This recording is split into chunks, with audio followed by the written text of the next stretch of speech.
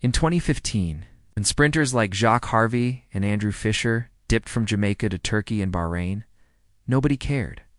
Why? They weren't stars. Just talented guys lost in the shadows of Bolt, Blake, and Fraser-Price.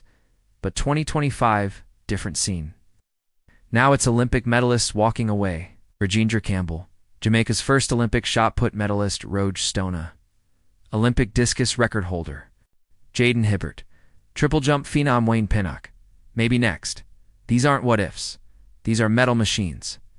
So why are they switching word on the street? Turkey offered $500,000 USD signing bonuses, monthly income, full support.